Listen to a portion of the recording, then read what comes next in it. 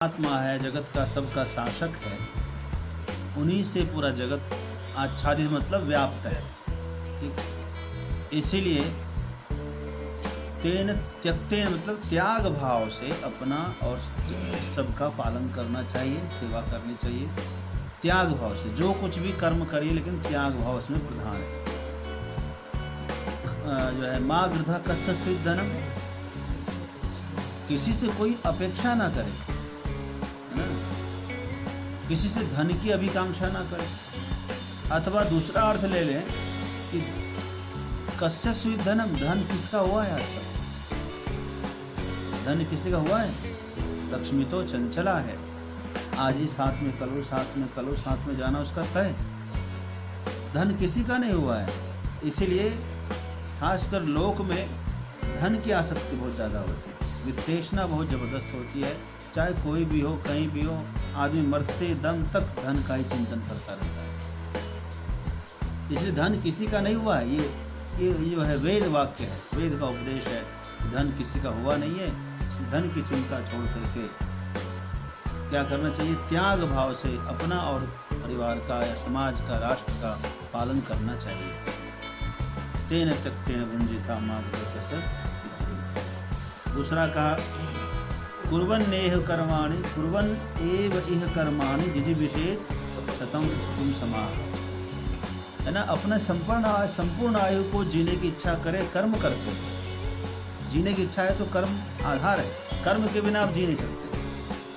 नहीं कश्चित् क्षणमपि जातु सत्य कर्म, कोई प्राणी कर्म के बिना रह नहीं सकता। ठीक है, तो दो मार्ग बता दिए, एक तो ज्ञान मार्गी, एक कर्म मार्गी के लिए यहाँ पर दो रास्ता खोला है। एक तो जो व्यक्ति ब्रह्म दर्शन, ब्रह्म जिज्ञासा लेकर आया है कि हमको ब्रह्म की जानकारी चाहिए, ब्रह्म क्या है, तत्व क्या है, आत्म तत्व क्या है, जो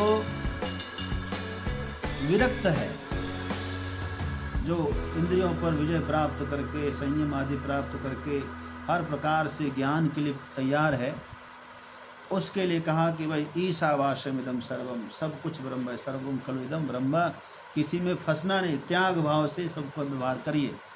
एक दूसरा, जो ज्ञान उपासना करने में सक्षम नहीं है, जो त्याग करने में सक्षम नहीं है, ठीक है, तो उनके लिए कहा कुर्वन् नैवेह कर्माणि।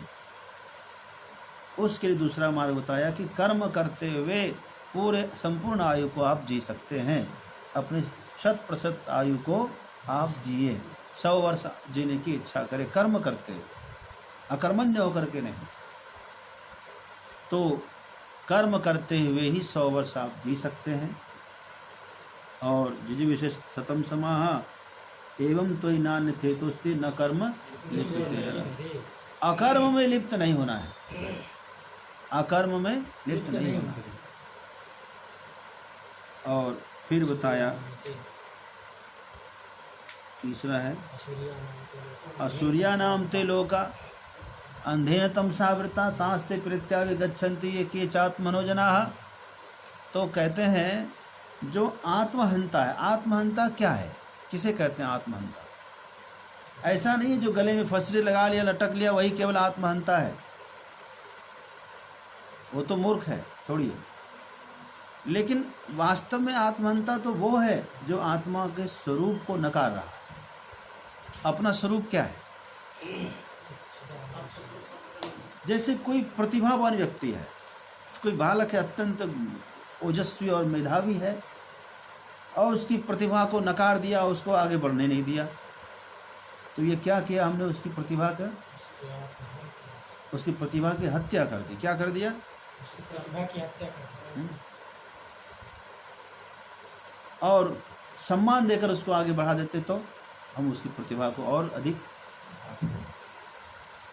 धारदार बनाते, उसका उपयोग होता। लेकिन हम उसकी क्या कर दिए? एक प्रतिभा का नाश कर दिया हमने। उसी तरह से आत्मा का स्वरूप क्या है? जो नित्य शुद्ध, नित्य बुद्ध, नित्य मुक्त सच्चिदानंद स्वरूप है, ज्ञान स्वरूप है, चेतन है, अभय परम अभय पद है वह।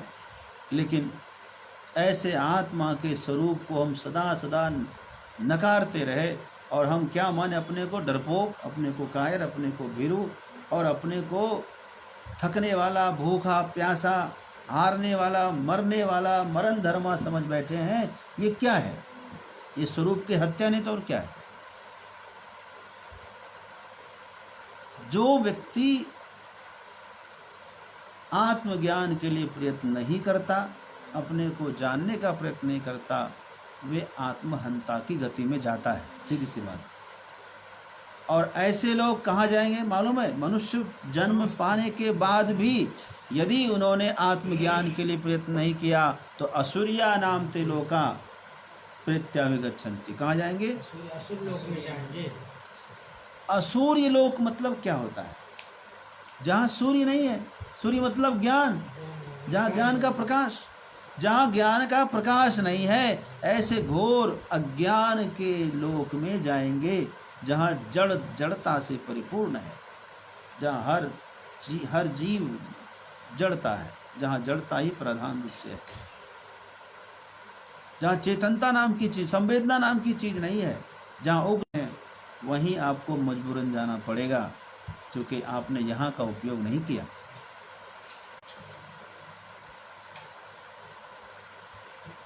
असूर्या नाम ते लोका अंधेन तमसावृता तास्ते प्रेत्याविगच्छन्ति ये के चात्मनोजना। तो जो व्यक्ति आत्मदर्शन का प्रयत्न नहीं करता, जो ब्रह्म जिज्ञासा नहीं करता, जो श्रद्धावान होकर के ज्ञान प्राप्ति के लिए प्रयत्न नहीं करता, वह व्यक्ति आत्महंता की गति में जाता है। अगली बार ये अवसर उसको नहीं मिलने वाला। उचित संसाधन प्राप्त है, उचित वातावरण प्राप्त है, फिर भी आप लाभ नहीं ले रहे हैं, तो फिर यह लाभ दोबारा नहीं मिलने वाला। इसीलिए कहा असूर्या नाम ते लोका। ठीक है। अब ये तीसरे के बाद चौथे श्लोक में क्या कह रहे हैं? चौथे मंत्र में कह रहे हैं कि जिस आत्मज्ञान को इतना महत्वपूर्ण आप कह रहे हैं, जिसको इतना महत्व दिया जा रहा है कि यदि उसका ज्ञान नहीं किया जीते जी, तो मरने के बाद फिर वो आत्महंता की गति में असूर्य नामक लोक में, अर्थात जहाँ ज्ञान का प्रकाश नहीं है, बिल्कुल अज्ञान वाले जड़ से जड़ता प्रधान लोक में भेजेंगे। लोक मतलब समूह में। ऐसे समूह में जन्म होगा जहाँ जड़ता अधिक्य है, जहाँ ज्ञान ध्यान की कोई बात ही नहीं कभी होगी, ऐसे जगह में भेज दिए जाएंगे। तो फिर आखिर वो आत्मज्ञान जिसके कह रहे हैं, वो आत्मा है क्या, जिसका ज्ञान करना अत्यंत आवश्यक है, वो आत्मा क्या है? दो मार्ग बता दिया, एक तो ज्ञान मार्ग, एक कर्म मार्ग, और ये बता दिया ज्ञान मार्ग का आश्रय न लेने पर क्या दुर्दशा होगी। तो आखिर जिसका ज्ञान करना है उस आत्मा का, तो आत्मा है क्या? इस बात के लिए चौथा श्लोक है, चौथा मंत्र है, अनेज देकम मनसो जवीयो नैतद्देवा आपनुवन पूर्वमर्षत् तद्धावतो नान्यते तिष्ठत् तस्मिन्नको मातृश्वर। अनेजत, अनेजत अर्थात उसमें कोई हलचल नहीं, क्रिया नहीं होती है, वह कहीं चलता नहीं है, लेकिन फिर भी वह मन से भी अधिक तीव्रगामी है। जरा देखिए कैसे कहा इसे। मन से हम अमेरिका पहुंच जाते, हमारा मन चिंतन करते अमेरिका पहुंच गया, ठीक है, ब्रह्मलोक पहुंच गया, मन से चिंतन करने में टाइम तो लगता नहीं, लेकिन वहाँ मन ही गया ऐसी बात नहीं है। हमारी आत्मा मन से भी पहले वहाँ पहुँचा, आत्मा की उपस्थिति उससे भी पहले है, तभी मन कर अरे मैं यहीं पर हूँ। फील करिए जरा। इस समय आप अपने जहाँ भी हैं, आप दिल्ली का अनुभव करिए, चाहे बम्बई का अनुभव करिए, जहाँ आप गए हो वहाँ का अनुभव करिए। तो जहाँ जैसे मन पहुँचा तो खाली मन नहीं पहुँचा, ऐसा लगता है मन से पहले वहाँ आत्मा उपस्थित है। आप अनुभव कर सकते हैं। आप बोलेगा अरे मन से पहले क्या? तो मन से भी तीव्र गति से मन से पहले पहुँचने वाली है वो, चलना नहीं है, उसमें क्रिया नहीं होती है। अनेजत लेकिन मनसो जवी हो, वह एक ही है, मन से भी तीव्रगामी है वह। नहीं तद देवापवन, देवा किसे कहते हैं? द्योतनाथ इति देवा, जो द्योतन करे अर्थात विषय का दर्शन कराए। विषय दर्शन कौन कराता है? इंद्रियां, इंद्रियों को देवा का। इंद्रियों को वह प्राप्त नहीं है, क्योंकि इंद्रियों से ऊपर है मन, मन से भी आगे है आत्मा। इंद्रियभ्य परम मन, मनसस्तु परा बुद्धि, यो बुद्धे परतस्तु सः। बुद्धि से ऊपर है आत्मा, तो इंद्रियों से वह परे है। आत्मा, आत्मज्ञान इंद्रियों के वश की बात तो छोड़िए, आत्माभास चिदाभास का भी ज्ञान इंद्रियां नहीं कर सकती। अथवा सामान्य अर्थ देवालय तो देवताओं से ज्ञान से परे है। महर्षि वाल्मीकि ने कहा कि राम तुम स्वरूप तुम्हार वचन अगोचर बुद्धि पर, राम स्वरूप तुम्हार वचन अगोचर बुद्धि पर, अविगत अकथ अपार नेत नेत नित निगम कह। और विधि हरि शंभु न चावन, जग पेखन तुम देखन हरि आरे, विधि हरि शंभु न चावन हारे, तेव न जान ही मरम तुम्हारा, और तुम्हें को जान निहारा। उसका स्वरूप तो ऐसा है, सामान्य देवता की बस की बात ही नहीं है ना। पूर्व मर्षत, वह पूर्व मन से भी पहले पहुंच जाता है, इंद्रियों से तो बहुत पूर्व है वो। तद्धावतो धावतः अपि अन्यान अत्येति, कितना भी तेज कोई दौड़ने वाला हो उससे वह आगे पहुंचता है।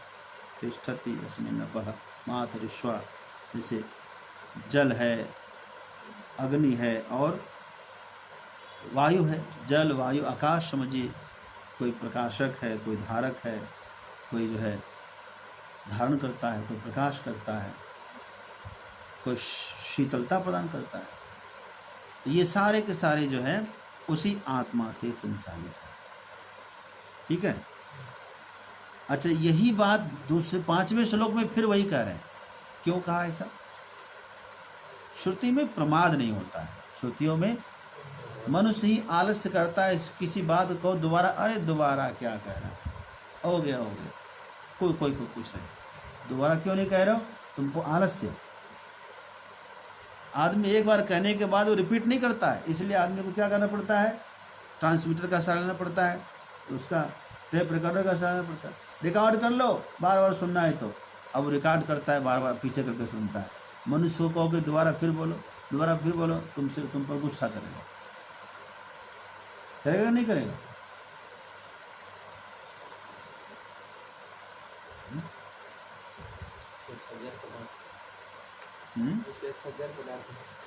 हाँ, जड़ पदार्थ आप 100 बार पूछ लो, गुस्सा नहीं करता हुआ। हाँ, एक बूढ़े आदमी ने पूछा, बेटा वो क्या है? तो बच्चे ने कहा, पिताजी कोयल है। अच्छा कोयल है? फिर भूल गए वो, फिर पूछा क्या है? बोले कोयल है। इसी वक्त फिर पूछा क्या है, समझ में नहीं आ रहा। अरे तुमको समझ में नहीं आ रहा है, कर दो बार के कौवा है। देखो झुझलाया और कोयल से कौवा बोल दिया। बार बार समझाओ, समझते नहीं। तो आदमी को गुस्सा आता है रिपीट करने में, तो उसको आलस्य है। एक बार बोलने में लगता हाँ बस काम निपट गया, दोबारा बोलवा तो उसको गुस्सा आता है। छोटा बच्चा बार बार पूछता है क्या है, तो माता पिता गुस्सा नहीं करते, 100 बार बोलते। वही माता पिता बूढ़े हो जाए और पूछे बेटा से, बेटा ये क्या है, तो 2 बार, तीसरी बार में गुस्सा हो जाएगा। क्या है? तो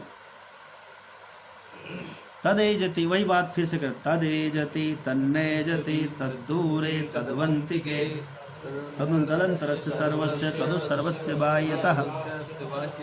तद एजति, वह चलता है, तन न एजति, वह नहीं चलता। तद दूर है, वह दूर है, वह तद उ अंत के तद्वंत के, तत् उ तदु अंत के, कोई नीचे लगा दीजिए, तद्वंत के बन जाएगा। अर्थात वह अंत के मतलब अत्यंत निकट भी है। अंतिक मतलब निकट। वह अंतिक है अर्थात अत्यंत समीप है वह। तदंतरस्य सर्वस्य, सबके अंतर है वह बैठा हुआ समाया हुआ। तदु सर्वस्य वह तत् उ सर्वस्य बाह्यता, वह जो है सबके बाहर भी है। ठीक है।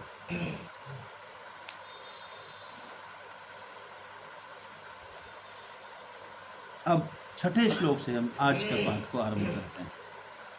यस्तु सर्वाणि भूतानि आत्मन्येवानुपश्यति, यस्तु सर्वाणि भूतानि आत्मन्येवानुपश्यति, सर्वभूतेषु चात्मानं ततो न विजुगुप्स्यते, सर्वभूतेषु चात्मानं ततो न विजुगुप्स्यते।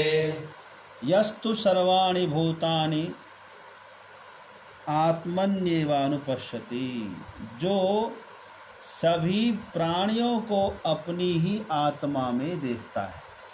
सर्वाणि भूतानि आत्मनि अनुपश्यति, सभी प्राणियों को अपनी ही आत्मा में अपने स्वरूप में देखता है। ठीक है। और सर्वभूतेषु चात्मानं पश्यति, सभी प्राणियों में, सभी भूतों में, सभी जीवों में अपनी आत्मा का दर्शन करता है। वह व्यक्ति ततो न विजुगुप्सते, वह व्यक्ति किसी से घृणा नहीं करता। विजुगुप्सा मतलब हाँ, विजुगुप्सा मतलब होता है घृणा। वह किसी से घृणा नहीं करेगा, नफरत नहीं करेगा। याद रखना, नफरत कौन करता है? जो दूसरों को अपने से अलग मानता है, वही नफरत करेगा ना। अलग नफरत करने के लिए कोई दूसरा तो चाहिए। जो यही मानता है कि ये तो मेरा अपना है, उससे नफरत कभी करेगा? नहीं करेगा। तो जितना प्यार अपनी आत्मा से करता है, उतना ही प्यार दूसरी आत्मा से भी करता है। यस्तु सर्वाणि भूतानि आत्मनि एवानुपश्यति। श्रीमद् भगवद गीता के 6ठे अध्याय में भी भगवान ने यही कहा था कि सर्वं च मयि पश्यति तस्याहं न प्रणश्यामि स च मे न। कैसा है श्लोक है?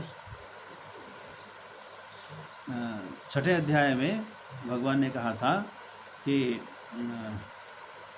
सर्वभूतानि चात्मानं, सर्वभूतेषु चात्मानं, सर्व क्या है? इक्षते योग युक्तात्मा। लाओ दिखो, निकालो मुझे देखिए 6ठे अध्याय में भगवान ने कहा था। नहीं, ये नहीं है, ये है। देखिए, यो माम पश्यति सर्वत्र सर्वंच मयि पश्यति तस्याहं न प्रणश्यामि स च मे न प्रणश्यति। ठीक है। तो यो माम पश्यति सर्वत्र, एकदम बिल्कुल यहाँ पर वही पंक्ति का सेम टू सेम अर्थ है ना। जो मुझे सर्वत्र देखता है, और सर्वंच मयि पश्य, जो मुझ में सब कुछ सभी को देखता है, तस्याहं न प्रणश्यामि, उसको मैं कभी छोड़ता नहीं और वह भी मुझे कभी छोड़ता नहीं है। ठीक है। तो आत्मोपम्येन सर्वत्र समं पश्यति अर्जुन, जैसे अपनी आत्मा के प्रति उसकी संवेदना है, प्रेम है, प्यार है, लगाव है, वैसे हर प्राणी के प्रति उसका लगाव हो जाता है। यही इस मंत्र से भगवान कहना चाहते हैं, यस्तु सर्वाणि भूतानि आत्मनि। जो योगी है, जो ज्ञानी है, ज्ञानी खासकर ज्ञानी क्या कहता है? ज्ञानी कहता है मेरी आत्मा व्यापक है, विभु है ना। शुनि चैव स्वपाके च पंडिता सम दर्शन विद्या विनय संपन्ने ब्राह्मणे गवि अस्ति। तो विद्या विनय से संपन्न एक ब्राह्मण में, कुत्ते में, चांडाल में, है ना, शुनि चैव स्वपाके च, सब में, गौ में, सब में एक ही आत्मा का दर्शन करता है। तो साधक जो ब्रह्म ज्ञान की उपासना करता है वह, अथवा जो भक्त है वह अपने भगवान को सर्वत्र देखता है। सभी में यदि हम अपने भगवान को देखेंगे, मुझे बताइए किसी से क्रोध करेंगे? किसी से घृणा होगी? नफरत होगी? कितना सुंदर मंत्र है, ये मंत्र सभी को प्रार्थना में शामिल करना चाहिए। सर्वभूतेश्च आत्मानं ततो न विजुगुप्सते। वह किसी से नफरत नहीं करेगा, किसी पर क्रोध नहीं करेगा। लोग पूछते हैं ना, क्रोध पर विजय प्राप्त करने का क्या तरीका है? दो ही तरीका है। एक तो अपनी आत्मा को सर्वत्र मान लीजिए, अथवा अपनी परमात्मा को सर्वत्र मान लीजिए। ज्ञानी अपनी आत्मा को सब प्राणियों में देख लेगा, ठीक है, अनुभव करेगा। और जो भक्त होगा अपने परमात्मा को सब में देखेगा। यही अंतर है। दोनों ही क्रोध से, नफरत से, घृणा से ऊपर उठ जाएंगे, बच जाएंगे। तो समाज को यदि नफरत से बचाना है, समाज को यदि घृणा से, क्रोध से बचाना है, तनाव से बचाना है, प्रेम और प्यार बांटना है, तो आइए सनातन धर्म के इस मंत्रों का प्रचार प्रसार हो। उपनिषद के इस मंत्रों पर चले सब कोई। हाँ, अपनी परमात्मा को, अपने ही स्वरूप को सब में देखिए ना, सब में। वही सबके दुख दर्द को अपना दुख दर्द समझिए। देखिए, सबकी पीड़ा को अपनी पीड़ा समझने लग जाएंगे। जिस दिन ऐसा अनुभव होने लगेगा, उस दिन आपकी दिनचर्या बदल जाएगी, आप बदल जाएंगे।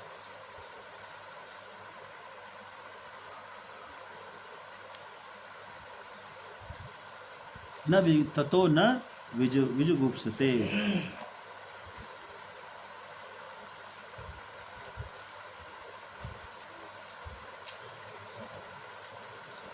अच्छा, यस्मिन् सर्वाणि भूतानि आत्मैवाभूद्विजानतः। यस्मिन् सर्वाणि भूतानि आत्मैवाभूद्विजानतः। तत्र को मोहः कः शोक एकत्वमनुपश्यतः। तत्र मोहः एकत्वमनुपश्यतः। क्रोध को जीतने का रास्ता आपको मालूम पड़ गया। दो ही उपाय है, एक तो अपने आत्मा को सब प्राणियों में देखें, अथवा अपने भगवान को सब में देखें। निज प्रभुमय देखें जगत कैसन करें। किसी से विरोध नहीं होगा, किसी से दुराव नहीं होगा। आइए अब एक बात और कह रहे हैं। अगला जो मंत्र है बहुत उससे भी अच्छा है। यस्मिन् सर्वाणि भूतानि आत्मैवाभूद्विजानतः, है ना। यस्मिन् समये, जिस समय में, जिस काल में साधक अपने आत्मा का दर्शन हर प्राणियों में करने लगता है, अपने परमात्मा का, अपने भगवान का, सर्वम खलु इदम ब्रह्म, सब कुछ ब्रह्म है, सब कुछ भगवत रूप है, भगवान के अलावा कुछ है ही नहीं। यदि यह निश्चय कोई साधक जब करता है, कहते हैं जब सब कुछ आत्मा ही हो गई, कुछ रहा ही नहीं अलग, तो तत्र को मोह, फिर आदमी किसमें मोह करेगा? कहा शोका, किसके लिए शोक करेगा? एकत्वम अनुपश्यता। जब वह क्या मोह करेगा, किसके लिए शोक करेगा? क्योंकि शोक और मोह ये दोनों अविद्या का कार्य है। जब तक अज्ञान है, जब तक अविद्या है, तभी तक शोक होगा किसी के प्रति और किसी के प्रति मोह होगा। अविद्या निवृत्त हो गई, सर्वत्र ब्रह्म दर्शन होने लगा, है ना। विजानतः आत्मैवाभूत यस्मिन् सर्वाणि भूतानि आत्मैवाभूत विजानतः तत्र को मोह कः शोकः एकत्वम् अनुपश्यतः। शोक मोह भ्रम चला गया। शोक मोह और भ्रम ये तीनों अविद्या से जनित है। अविद्या के निवृत्त होते ही, सर्वत्र ब्रह्म दर्शन होते ही शोक मोह भ्रम चला जाता है।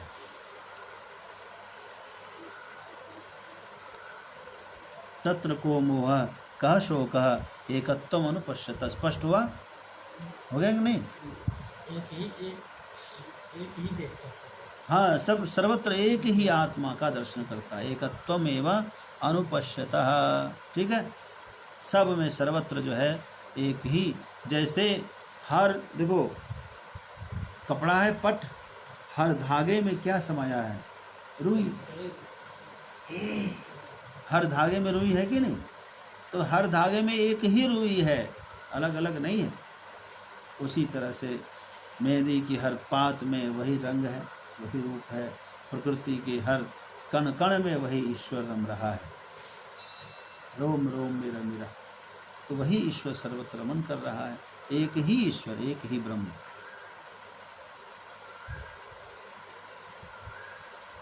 सपर्यगात् शुक्रमकामयम् अव्रणस्नाविरं शुद्धमपापविद्धम्।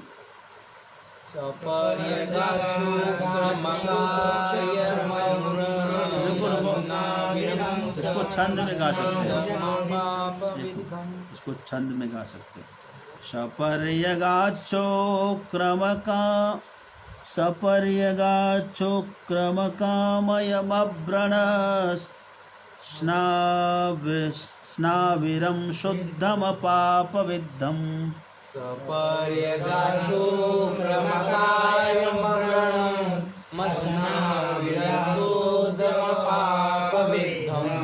कविर्मणिषे परिभो स्वयंभूर् भूर्यात् क्या है? स्वयंभूर् याथा तथ्यतोर्थान् व्यदधात् शाश्वतेभ्यः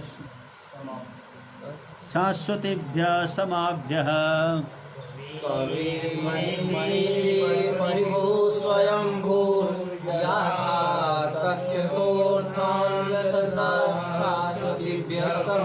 देखिए दरअसल में ये वेद मंत्र है, तो इसको वैदिक रीति से गाएंगे तो अच्छा। गा के जरा सुना दो।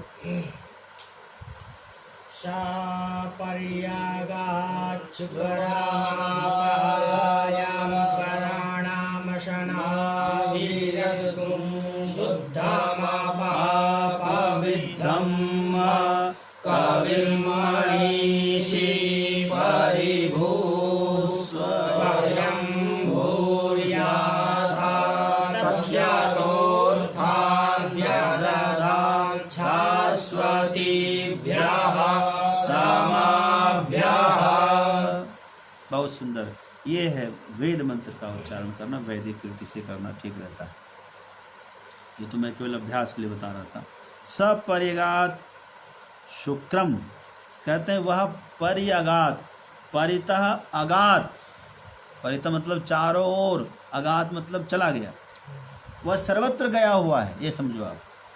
वह जो है ईश्वर को, चाहे आत्मा का, वो सर्वत्र अनुस्यूत है, वह सर्वत्र गया हुआ है।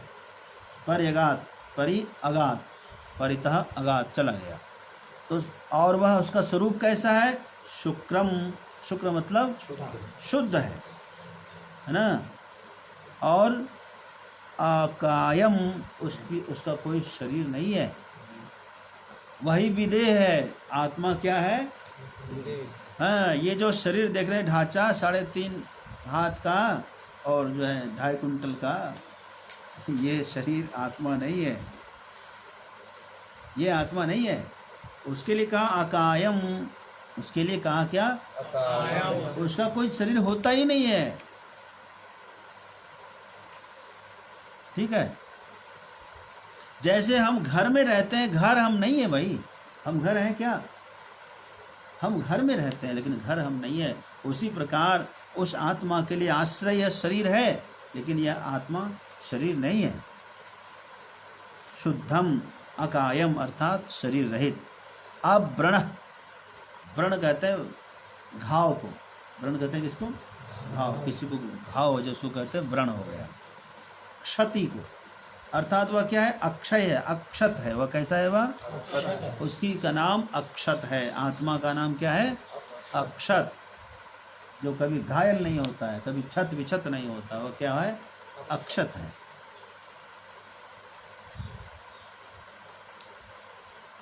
और अस्नाविर, वह स्नायु वाला नहीं है। स्नायु किसे कहते हैं?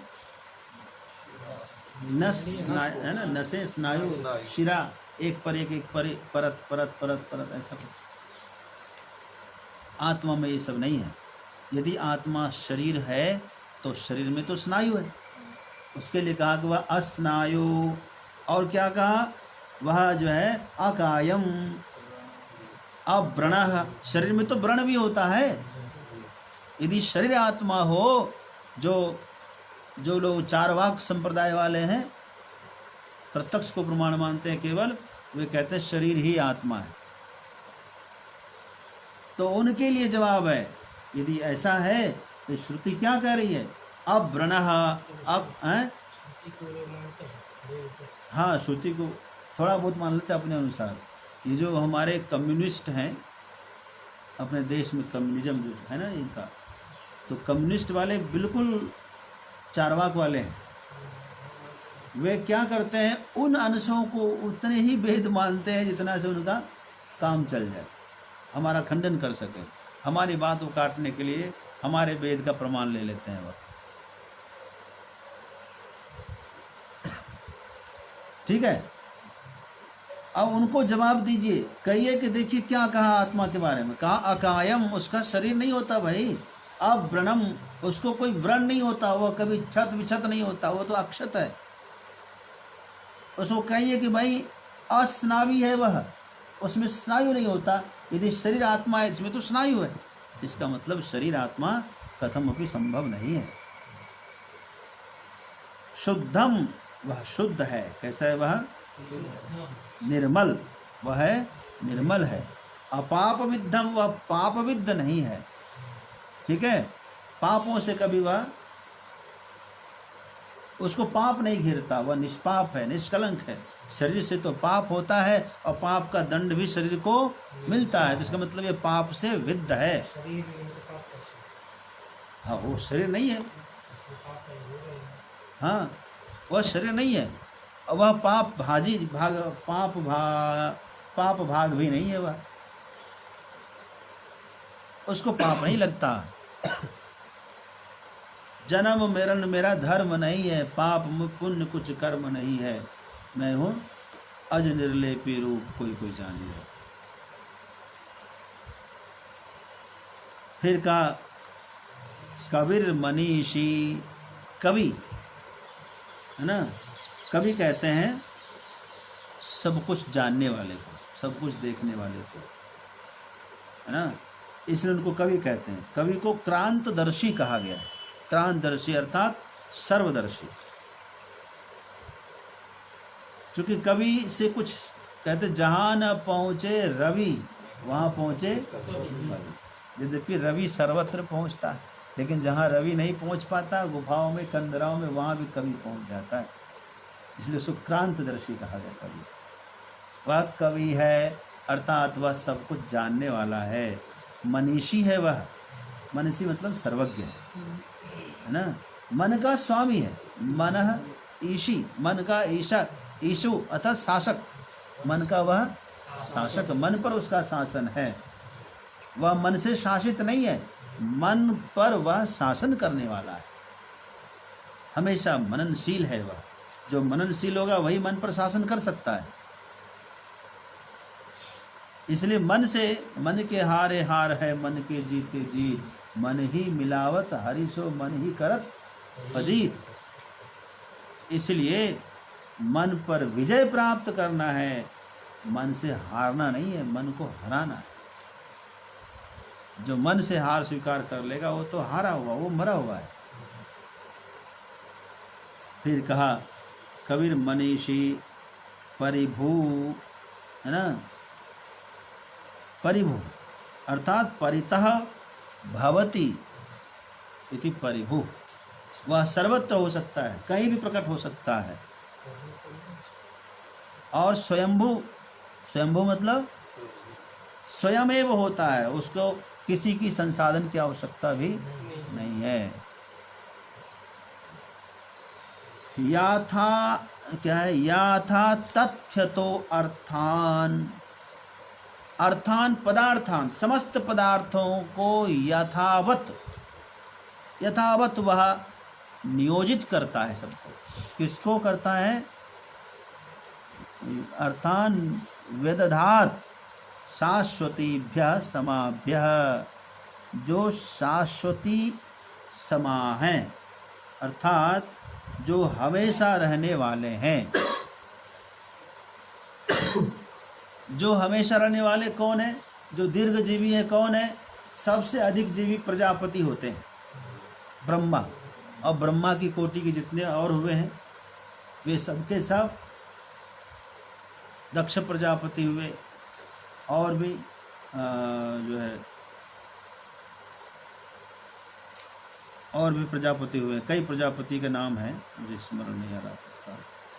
तो ये सब के सब बहुत दीर्घजीवी होते हैं। प्रजापतियों को भी यथावत कर्म का निर्देश करने वाले कौन है? परमात्मा है। इस मतलब यानी आत्मा चाहे परमात्मा, वह सबसे पुराना है और सबसे अंत तक रहने वाला है, शाश्वत है वह। इसी को तो शाश्वत कहते हैं। ठीक है। यथा योग्य रीतियों से वह सबको सब कुछ दर्शाने वाला है, दिखाने वाला, सबका मार्गदर्शक है वह। क्योंकि वह सर्वज्ञ है, वह स्वयंभू है, वह परिभू है। उसको यथा तथ्य का ज्ञान है। यथा च तथा च तयोर्भावः यथा तथ्यम। ठीक है। यथावत समझो आप, यथावत ज्ञान है और यथावत सबको बताता भी है।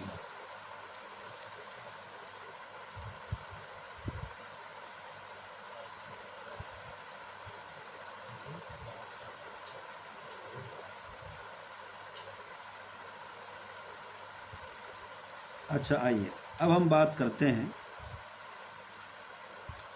कि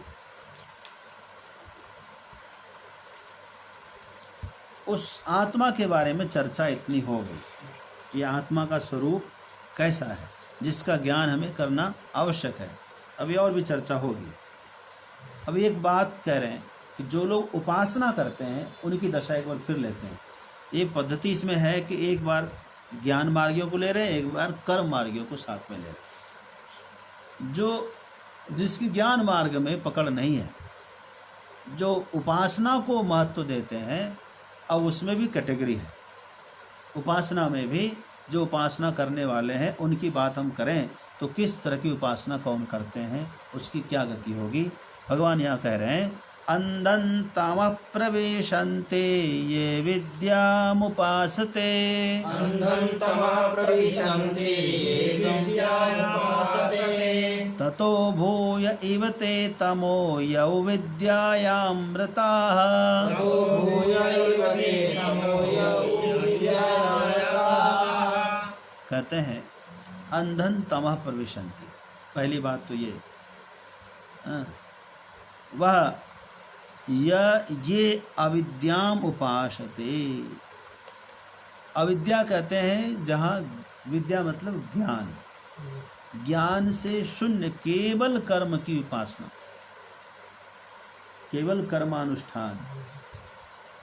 जैसे कोई व्यक्ति कर्म में लगा है, कोई व्यक्ति उसको निर्देश करता है, वह उसको जानने वाला है, तो जानने वाले का तनख्वाह अधिक होता है और केवल करने वाले का तनख्वाह कम होता है। जैसे लेबर यहाँ सामान उठा के वहाँ दिया, वहाँ का उठा के वहाँ दिया, कुछ बोला ऐसे कैसे गलती होगा, हमें क्या पता भाई, हम कहाँ जाना तई। पूछा जाके उसे तो बोलेगा इंजीनियर से पूछो। तो लेबर जो होता है श्रमिक वर्ग, उसको ज्ञान से मतलब नहीं है, वहाँ का उठा के वहाँ, वहाँ का वहाँ। उससे भी थोड़ा सा जो जानकार है वो मिस्त्री वर्ग है, कारीगर वर्ग, उसका तनख्वाह जो है उससे अधिक होता है कि नहीं। थोड़ा बहुत के लिए वह जिम्मेदार है, लेकिन उससे पूछे मिस्त्री से, भाई ये मटेरियल तुमने यहाँ क्यों लगाया, तो कहेगा बात हमसे मत कहिए, ठेकेदार से कहिए। ठेकेदार से पूछे भाई ऐसा, उसका तनख्वाह उससे ज़्यादा, सुपरवाइजर उससे भी। तो सबसे ऊपर है इंजीनियर, उसको मटेरियल का भी ज्ञान है, किसको कहाँ लगाना ये भी ज्ञान है, उसका तनख्वाह सबसे ज़्यादा है कि नहीं। तो जो जानना भी नहीं चाहता, जो ज्ञान से बिल्कुल शून्य होकर केवल कर्मानुष्ठान करता है, कहते अंधन तमः प्रविशन्ति। यज्ञ कर रहा है, केवल यज्ञ कर रहा है, कोई पदार्थ से कोई मतलब नहीं, तात्पर्य क्या है, इसका मतलब क्या, उसका मतलब क्या है, ज्ञान से कोई मतलब नहीं। तो ज्ञान से शून्य यानी अविद्या अर्थात कर्म की केवल उपासना, कर्म मात्र की उपासना करता है, कहता है बस हम तो कर्म ही करेंगे। तो हम क्या है, कार्मिक है, क्या है हम? तो जो कर्मी है, जो कार्मिक है, वह व्यक्ति कहते हैं वह क्या करते हैं, वह घोर अविद्या रूपी अंधकार में प्रवेश करते हैं। अविद्या की यहाँ निंदा हो रही है और इसकी निंदा होनी भी चाहिए समाज में, तभी तो आदमी शिक्षा में जाएगा। आप जरा विचार करिए, एक प्रशिक्षित व्यक्ति में और एक अशिक्षित व्यक्ति में कितना अंतर है। प्रशिक्षित व्यक्ति अशिक्षित व्यक्ति के साथ खाली क्या करता है, समझौता करता है। कोई ज़रूरत हो, भले भाई है क्यों नहीं, वह केवल समझौता करके साथ में रहता है, जगह जगह उसको झेलता है ताकि इसको पता ना चले कि हम इसके साथ समझौता कर रहे हैं। लेकिन सच्ची बात तो यह है कि जो विद्या का सुख, जो विद्या का आनंद वह ले रहा है, वह दूसरा नहीं ले सकता, वह भी जानता है। इसीलिए जो विद्या को आदर न देकर, शिक्षा को आदर न देकर केवल कर्म को करता रहता है, वह घोर अंधकार में अर्थात अविद्या रूपी अंधकार में पड़ जाता है। तो किसी ने कहा कि जो केवल विद्या में ही लगा हुआ है वह है, जो कर्म करता है, विद्या उपासना नहीं करता, वह तो अंधकार में। लेकिन जो खाली विद्या में ही लगा हुआ है, कर्म नहीं करता है, वह कैसा है? बोले वो उससे भी ज़्यादा अंधकार में। बात समझा गए कि नहीं? इसका मतलब कुछ अच्छा है जो कर रहा है, केवल उपदेश करने वाला, केवल जो है पढ़ने और विचार करने वाला, विचार ही करता रह गया, किया कुछ नहीं है?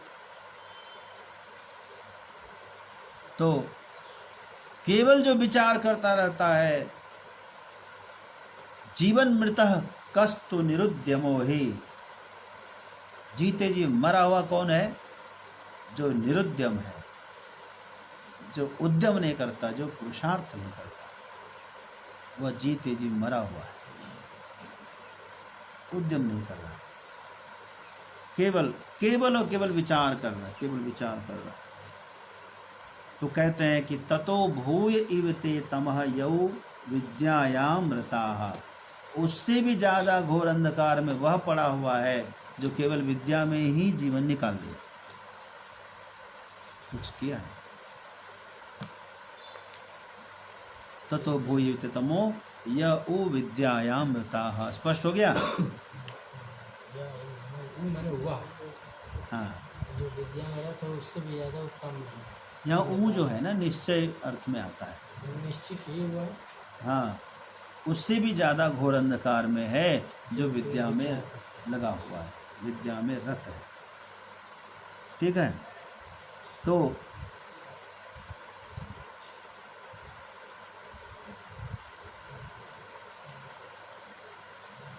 अब इसी को, तो आत्मा का स्वरूप क्या है? विद्या की अविद्या। कोई पूछे तो क्या बोलेंगे? हैं? आपने तो कह दिया कि भाई जो कर्म को उपासना करता है वो अविद्या में रहता है, घोर अंधकार में, और जो कर्म को छोड़कर खाली विद्या में लगा है वो तो उससे भी ज़्यादा अंधकार में। तो आत्मा का स्वरूप क्या है? विद्या वाला कि अविद्या वाला? कौन सा, क्या स्वरूप? तो कह रहे हैं अन्यदेवाहुर्विद्यया अन्यदाहुरविद्यया अन्यदेवाहुर्विद्यया अन्यदाहुरविद्यया इति शुश्रुमधीराणां येनस्तद्विचचक्षिरे।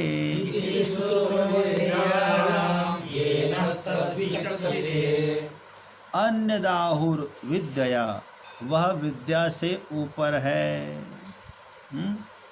वह विद्या से, विद्या यानी ये केवल पुस्तकी विद्या समझिए, केवल उपासना की विद्या, केवल कर्मकांड की विद्या से वह ऊपर है।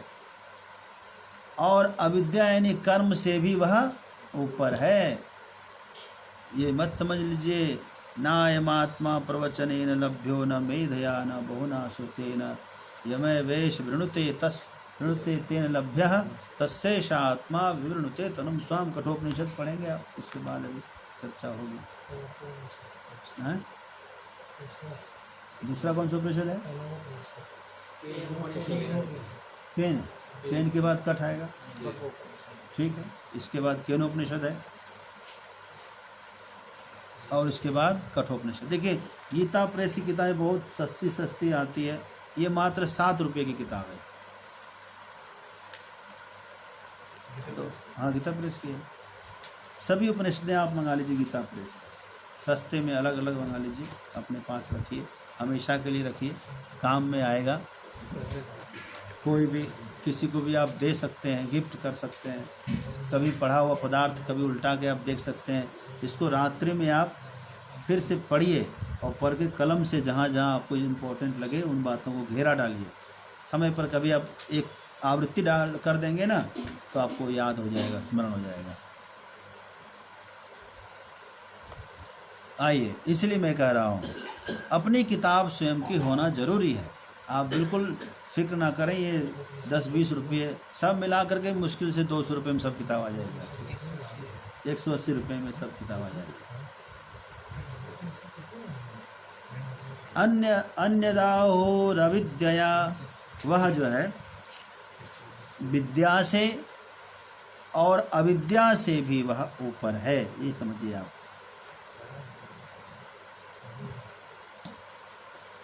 इति शुश्रुम धीराणाम ये नस तद विचक्षणे, जो उसके जानकार हैं,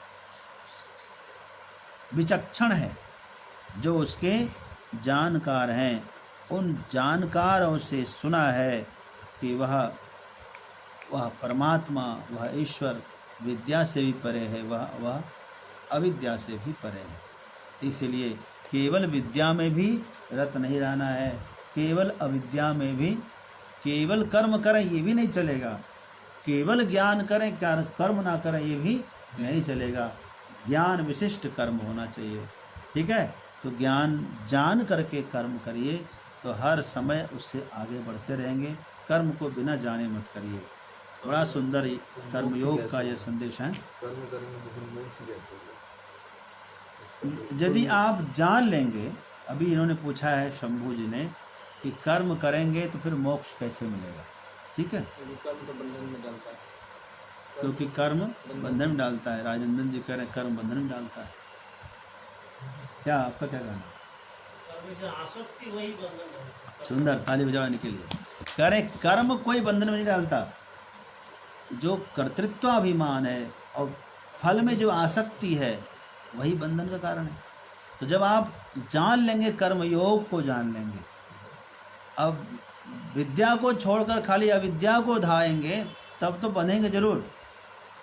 लेकिन यदि आप, यही तो जानकारी है, जान करके कि भाई कर्म करें लेकिन फलाभिमान ना करें, फलों में आसक्ति ना करें, कर्तृत्व का अभिमान ना हो, तो वह कर्म बांधने वाला नहीं, वह कर्म अकर्म हो जाएगा हमारा। क्या हो जाएगा?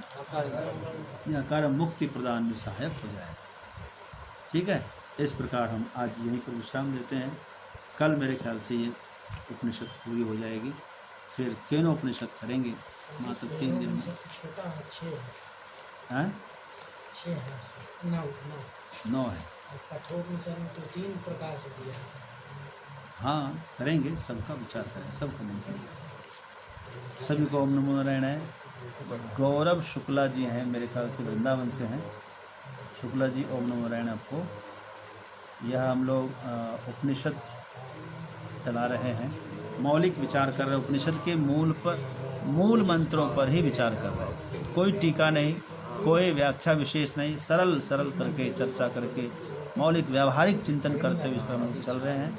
प्रतिदिन 5 मंत्र चिंतन करने के लिए हैं। लोग करते हैं शुक्ला जी।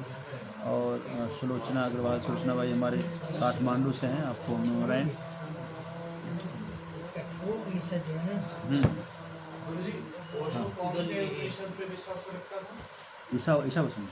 यही किसी उपनिषद? हाँ, दूसरा कठोपनिषद उनकी बहुत पसंद थी। ओशो की? हाँ। तो जब उससे पूछा गया था कि आप कौन सा, आपको एक उपनिषद दिया जाए जो आप लेकर मरना पसंद करेंगे आसमान के, हाँ। कौन सा उपनिषद? यही उपनिषद। हाँ, नहीं, ईशावास्यपनिषद। हाँ। समझ। श्री दाम किंकर जी महाराज, आपको भी ओम नमो नारायण है। श्री राधे राधे, वृंदावन से हैं आप। मायावत डाभीवाल पटना से, आपको ओम नमो नारायण। अलकाबेन प्रजापति, अलकाबाई हमारी कलोल गुजरात से हैं, आपको ओम नमो नारायण है। मनोज भाई प्रजापति जी कलोल से हैं, आपको भी ओम नमो नारायण। उदय शर्मा जी को ओम नमो नारायण। जगदीश भाई चावड़ा गांधीनगर से, आपको ओम नमो नारायण। नितेश नारायण दुबे जी को भी ओम नमो नारायण। और प्रणव चैतन्य जी वाराणसी से, अखिल भारतीय कृष्णाम साधु छात्र परिषद के महामंत्री हैं, आपको ओम नमो नारायण। और आचार्य विमलेश सुखवाल जी, आपको भी ओम नमो नारायण। आप भीलवाड़ा राजस्थान से हैं। और आशुतोष पांडे जी को भी ओम नमो नारायण, वाराणसी से हैं आप। और राम प्रसाद दास जी, राधे राधे आपको। हाँ, मेरा स्वास्थ्य अच्छा है राम प्रसाद जी, आपको राधे राधे, वृंदावन से हैं आप। उमेश चतुर्वेदी जी, और आपको भी ओम नमो नारायण। मुकेश शर्मा जी हैदराबाद, आपको ओम नमो नारायण। रणजीत पाटीदार जी मध्य प्रदेश से हैं, मेरे ख्याल से रतलाम से ही आए हैं, आपको ओम नमो नारायण। मालती माता जी पटना सिटी से, आपको ओम नमो नारायण। मनीष उपाध्याय जी वाराणसी से हैं, आपको ओम नमो नारायण। दुर्गेश राठी जी केकड़ी राजस्थान से, आपको ओम नमो नारायण। और मीला माता जी सुनाम पंजाब से। रविंद्र कुमार गोयल मास्टर साहब जी, आपको भी ओम नमो नारायण, आप भी पंजाब से हैं। पवन चोपड़ा जी लुधियाना से, आपको ओम नमो नारायण। राजीव कुमार जी, मेरे ख्याल से आप राजीव कुमार जी कहाँ रहते हैं आप, जरा बताइएगा। मेरे ख्याल से दिल्ली में रहते हैं आप, एक बार आपने बताया था दिल्ली में है आप, आपको ओम नमो नारायण। और शारदा बहन जी हमारे वाराणसी से हैं, आपको ओम नमो नारायण। रामेश्वर लाल मीना जी, आपको ओम नमो नारायण। रामेश्वर लाल मीना जी लोहारी कला से राजस्थान से हैं, आपको ओम नमो नारायण। और निशांत यादव जी ये फिरोजाबाद से हैं, आपको भी ओम नमो नारायण। अब हम आप सबसे विदा लेना चाहते हैं, कल फिर मिलेंगे। देवेंद्र कुछ पूछ रहे थे तुम, क्या? वो ये कठोपनिषद में हाँ, एक बल्ली दो बल्ली क्या है? जैसे अध्याय होता है वैसे बल्ली होता है, सर्ग होता है। कठोपनिषद में हाँ। इन्हें अध्याय को बल्ली कहती है। बल्ली मतलब ये पकड़ने का एक माध्यम है, शाखा होती है। ये समझे? हाँ, इसमें हुआ न शुरू हुआ, फिर जो है अब कठोपनिषद चलाएंगे तो वहाँ बात ये करेंगे। खत्म हो गया। हाँ। एक ही सूत्र नहीं होगा। प्रस्तावना ये महा अच्छा फिर महात्म प्रथमा बल्ली। कठोपनिषद में विचार करना, अभी इस पर समझिए। विचार करो। हाँ, अब देखिए यहाँ पे बता दिया 3 4, इसमें 3 4 एक बता दिया यहाँ ये प्रथम बल्ली में, प्रथम अध्याय में इसे कठोपनिषद का। फिर ये डायरेक्ट 1 हो गया, 2 हो गया, 3 हो गया, 4 हो गया। फिर तुम्हारे कठोपनिषद संबंधी हर प्रश्न का उत्तर वहीं देंगे। अभी तुम बेकार बंद करो, इसको बंद करो, वहीं पर विचार करें। दिलीप केडिया जी, ओम नमो नारायण, दिल्ली से हैं दिलीप केडिया जी।